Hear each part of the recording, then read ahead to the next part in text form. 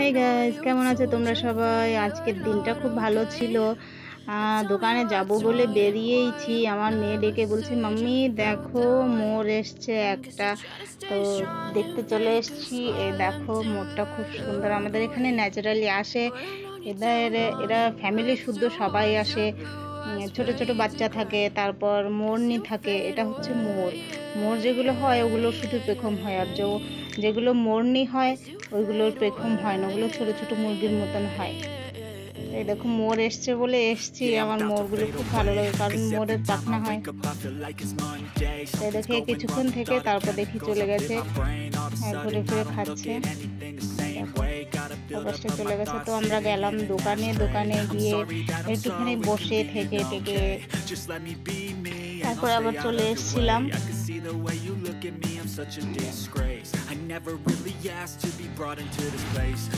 মাঝে মাঝে একটু বেরোতেও ভালো লাগে। সবসময় যারা আমাদের রিলেটিভ সবাই জানে আমাদের ঘরের ভিতরে থাকতে হয়, তো ওই জন্য মাঝে মধ্যে একটুখানি বেরোই। তো আসার সময় দেখছি কেউ একজন বের সবগুলো পোড়াচ্ছে, তো আমরাও গিয়ে কিছুটা বের নিয়ে আসলাম। দেখো ফুলগুলো এত সুন্দর ছিল, কি বলবো, দেখে আর লোভ সামলাতে পারলাম না। আমি তো অন্য কিছুটা নিয়ে নিলাম, আর আমার মেয়ে তো জামাই করে নিয়ে আসছে। দেখো দেখতেই খেতে ইচ্ছে হচ্ছে। যখন গেছি গাছের তলায় সব এতগুলো ফুল ছিল, মানে পাড়া দেওয়ার জায়গা ছিল না, পা রাখার জায়গা ছিল না, সেখানে এতগুলো ফুল ছিল। তো সেখান থেকে আমরা কিছু তুলে নিয়ে আসলাম, আর এগুলো ভালো করে ধুয়ে নিচ্ছে। আমার তো লোভ সামলানো যাচ্ছে না, যে এত সুন্দর বেরগুলো ছিল। তো এগুলো ভালো করে ধুয়ে নিলাম 2-3 বার করে, কারণ বাচ্চারা জানোই তো, ওরা পেলে তো খেতে চাইবেই, কিন্তু আমার মেয়েরা অতটা না যে পেলেই মুখে তুলে দেবে, না ধুয়ে ওরা খায় না কিছু। তো বলছে মাম্মি তাড়াতাড়ি ধুয়ে নাও।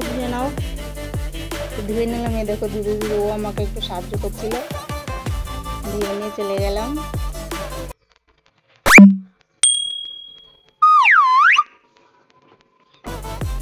এবার এখান থেকে যে ডাসা বড়িগুলো ছিল, ডাসাগুলো নিয়ে আসলাম।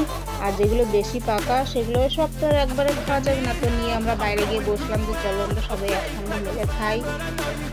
দেখো বসতেই তো মুখে তুলে নিলাম, আর এত সুন্দর স্বাদ কি বলবো। মেয়েও বলছে মাম্মি খুব সুন্দর মিষ্টি। বড়িগুলো এত সুন্দর, মুখে তুলতে মনে হচ্ছে গালের দুপাশে দুটো চড় মেরে দিলে এরকম একটা লাগে না, যেমন একটা সেরকম লাগছিল।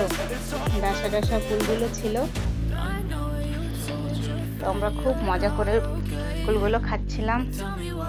এটা তখন কুলের সিজন ছিল।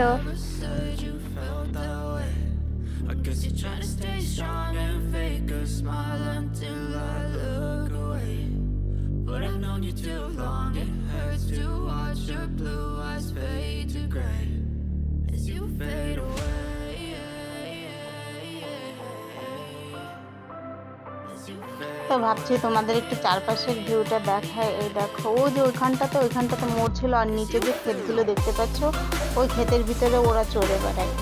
মোর আছে, তারপর এই গাছে অনেকগুলো কাঠবিড়ালি থাকে, এদের অনেক বাসা। আর বাদর আছে, বাদরগুলো যা উৎপাত করে। ওই যে ওইখানটায় গাছের থাকবে, এইখানটায় কুল গাছ আছে, কুল গাছ থেকে কুলগুলো তুলে নিয়ে আসছি। ওই দেখো ওই যে নিম গাছের পরেই কুল গাছ।